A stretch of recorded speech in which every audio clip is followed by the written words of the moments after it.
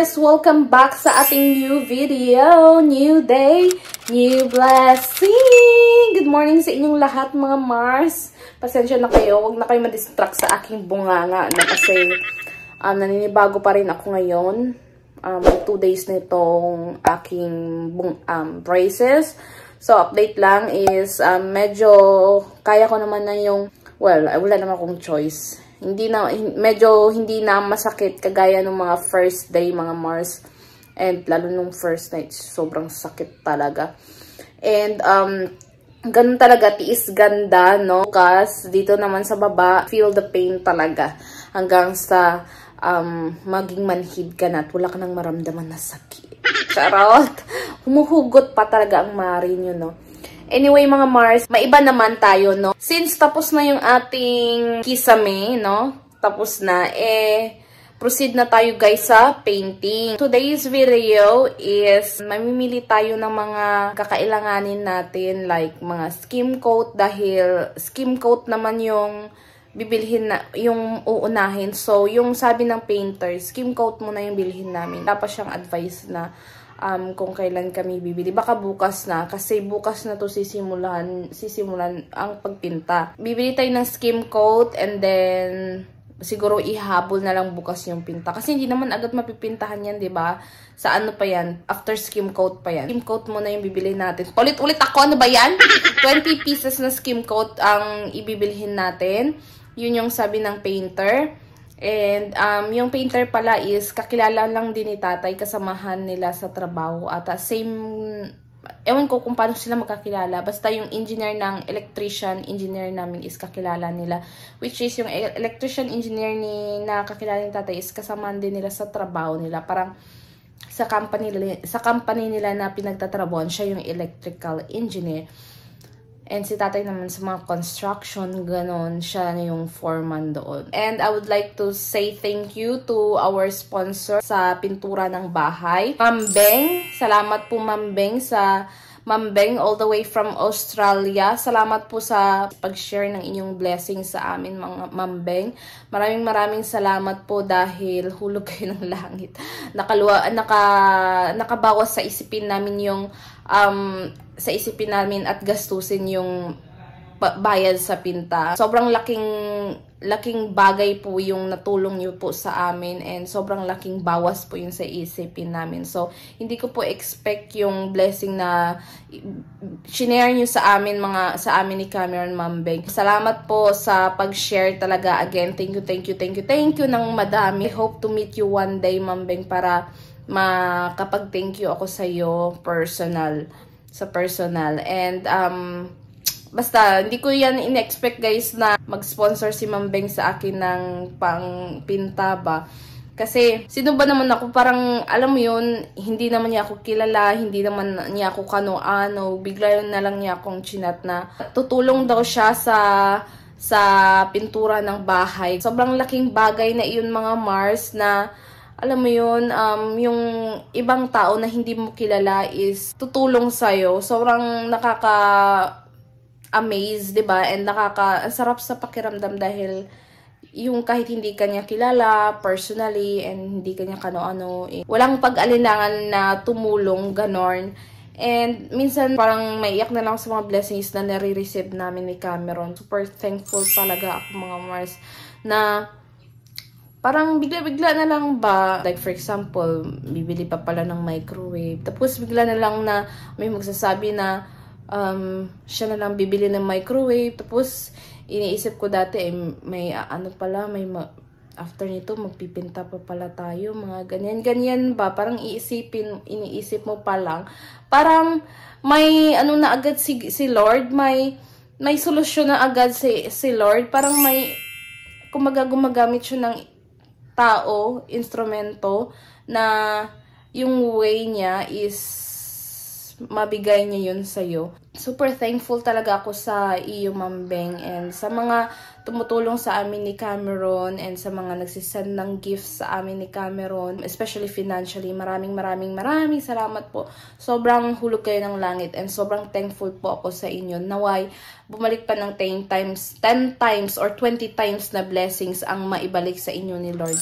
Ang dami ko nang sinabi, no? Today is, pupunta tayo ng City Hardware, or kung dyan sa Home Depot, na bibili tayo ng skim coat 20 bags, and then also bibili din kami ng shelf ni Cameron para may malagyan kami ng mga ibang gamit namin doon sa yung sa ano ba doon, yung sa kitchen counter namin. Ang dami kasing gamit doon. So, yung mga ibang appliances, ilagay namin sa shelf, ilalagay namin sa gilid. And, yun yung ganap today. And then, pag uwi, maglilinis tayo dahil super gulo ng bahay, te. Gora na tayo. Ayan si Cameron. Good morning, my love. Morning. How's your sleep? 7 hours? 12 hours. Oh, 12 hours sleep. Really nice 12 hours sleep. Kasi kahapon, mga Mars, hinatid namin si Lindsay, yung kapatid ko ba. Hinatid namin doon sa north. Ilang oras yung biyahe? Malaf, how many hours the travel? 2.5 hours. Supposed to be 1 hour lang kapag dire-diretso. Yung problema kasi naputol yung tulay dahil nga sa bagyo. Kaya ang nangyari is transfer kami. Kailangan mo pang magtawid sa ilog with pambot ba yun or baruto or basta may maliit na bangka na di motor. Nahatid na namin si Lindsay, tapos mga 2 hours lang kami nag-stay doon. Balik naman na agad kami kasi nga kapag mahapunan kami, wala na kaming, baka hindi na pwedeng tumawid and kailangan bumalik agad. And I'm so sad at the same time dahil bumalik na si Lindsay. And si Cameron also, he missed my sister. You miss her? Yeah, I miss Lindsay. Yeah, so sabi niya, next time, dalhin namin siya sa Iloilo, mga Mars. Is na tayo, mga Mars. You got helmet? Where's the helmet? Helmet is on this one. Madami parang nagsasabi sa inyo, no, na dapat magsuot daw ako ng helmet na yung ganito ba. Meron naman kaming ganitong helmet, may extra naman. Yung sinusuot ko lang is yung pang-bike kasi nga, alam kong mas hindi siya safe, pero mas komportable ako. And mas magaan sa ulo and nakakahinga ako kasi ito parang hindi ako makahinga and ang bigat talaga, guys. Kaya meron naman ditong helmet, hindi ko lang yun ginagamit. And then mostly kasi sa mga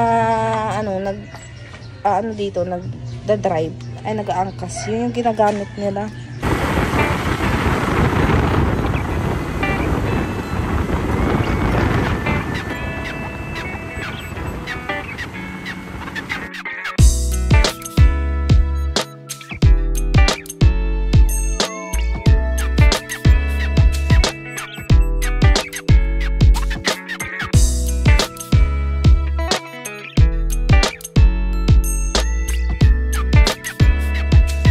We're here, guys!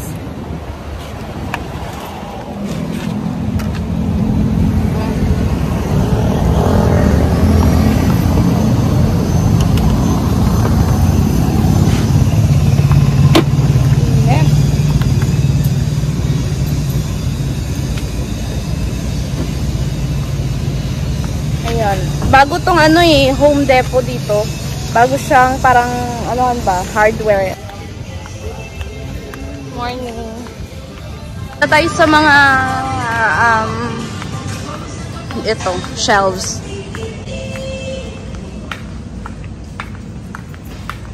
Or you want that one? They said it's there. Yeah, but it's small. How about this one? And I like the color in the It's more expensive here also. I like the color in the other shop. Just get the small. Lipat tayo sa kabila sa City Hardware kasi yung wala silang shelf na gusto. Meron silang shelf dito pero hindi namin bet.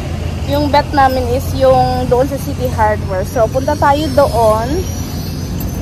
Kasi ang daming lamok doon.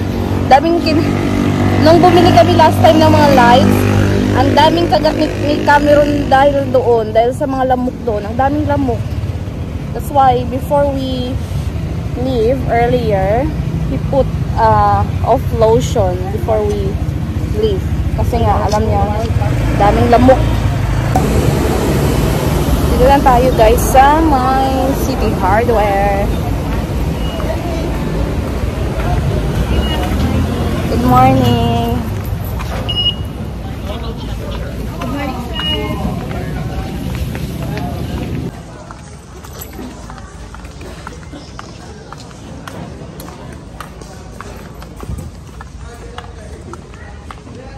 I like this kind of chair, my love.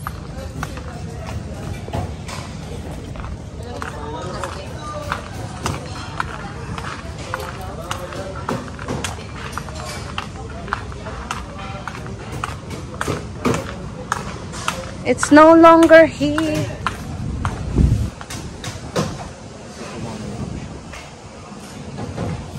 That one is nicer. That one is nicer. So big. Yeah. Or here. Keep it too low. That will be fit here there. That will be fit there. You need to build it, or is it like this? Huh? You need to build it, or is it like this? I think it's assembled. Already like this? No. It's not. Mm. Okay, let's buy this one. Yung bibilhin namin guys, ito yung shelf na sinasabi namin. Is this sturdy? It seems sturdy. Guys saying that na doon na lang ako magbili ng mga ano sa Shopee. Ang problema kasi sa Shopee, ang tagal ngayon ma-deliver kasi lalo't putol yung tulay. So matatagalan siyang ma-deliver yung mga parcel na orderin mo. Balak ko din sana mag ano ng mga jars ba na sinasabi niyo na dapat doon ako mag-order. Opo, kaso nga lang yung problema ayun nga putol yung ano ng putol yung ano dito, yung putol yung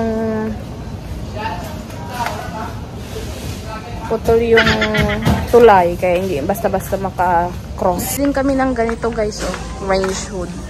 Para doon sa ano namin, kusina. So, malab, this is gonna be look like here. Oh, this one.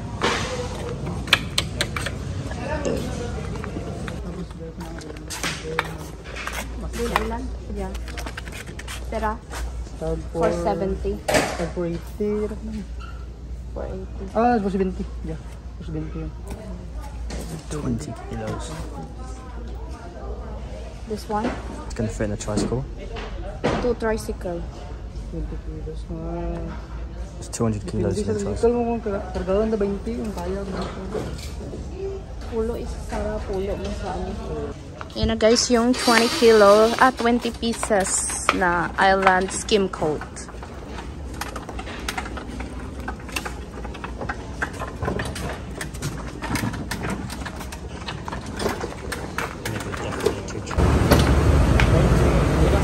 Ayan guys, so ilalagay na natin yung mga skim coat dyan.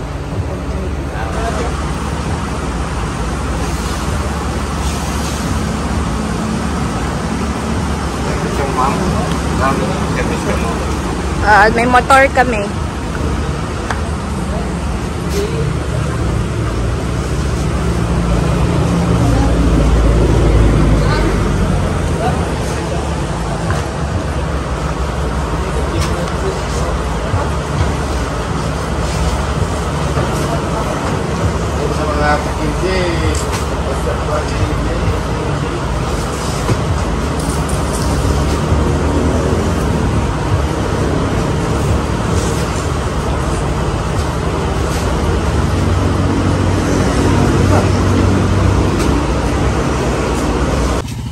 Jalang dong. Okay. Jalang.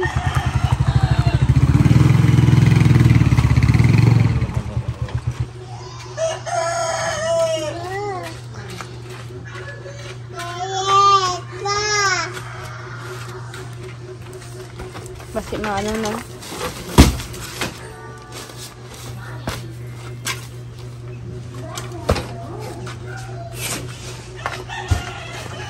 It's too much. 40 kilos.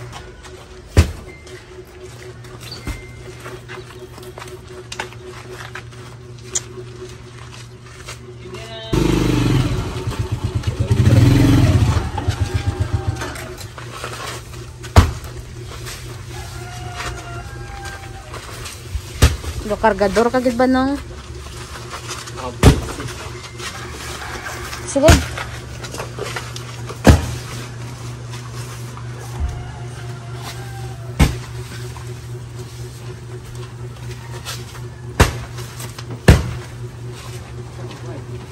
Mars, kanina pa kami dito sa bahay and nakapalanghalian na ako.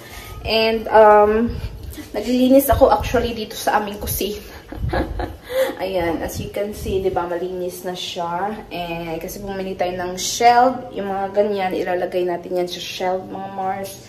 And then itong microwave, ilagay natin to sa shelf kasi malaki. And also yung kuya ko gumawa ng ano, ito oh. Yung buko na may gatas. Ang sarap niya, besh. Ayan, kung anong ginagawa nila. Inaayos nila yung bus.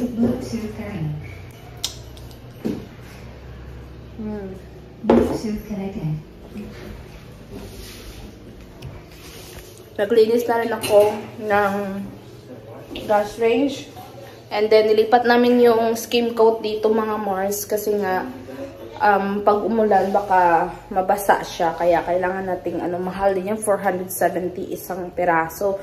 So, 20 pieces yung ni-request ng magpipinta para sa skim coat. Kaya, mahal din. Mahal ang gastos, te. So guys, we've now bought a stack of shelves for the kitchen. So our kitchen won't be messy anymore. Yeah, so now I'm gonna build it. Assemble it. Yeah, flat pack. So this is what it looks like before. It's supposed to be a ladder bookcase, but for aesthetic. Yeah, use it for anything. Yeah, you can use it for anything. It's just only 2,000. Let's see how patient you are building a bookshelf. It's a screwdriver. I think there's already ano there. Yeah. Here you go, mga Mars. That what it looks like. The color. It's nice, isn't it? Yeah, just need to read the instructions. It comes with the stuff. Huh? The stuff like But it's a screwdriver there. screws. Is it? Over there, I think. There.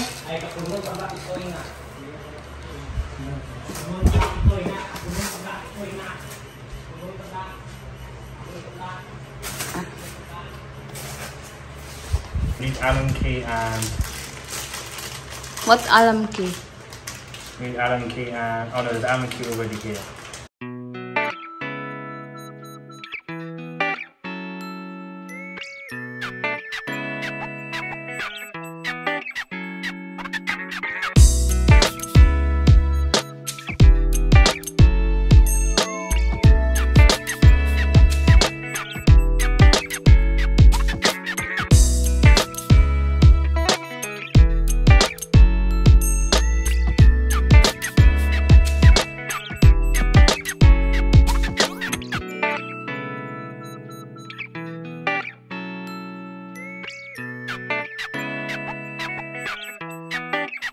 Ayan mga Mars, tapos na rin sa wakas ang bookshelf natin na gagawin nating what do you call that?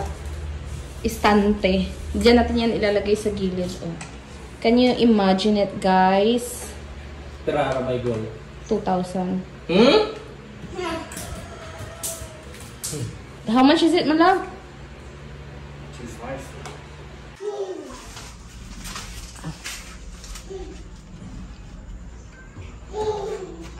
Nice.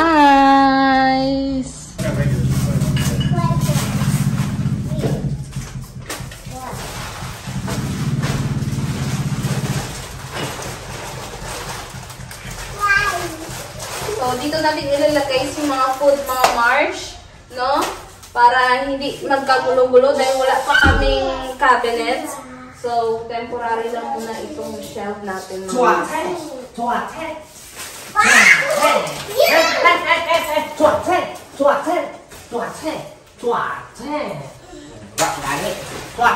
Parang magtitinda lang tayo, parang may sari-sari store lang tayo dito ah.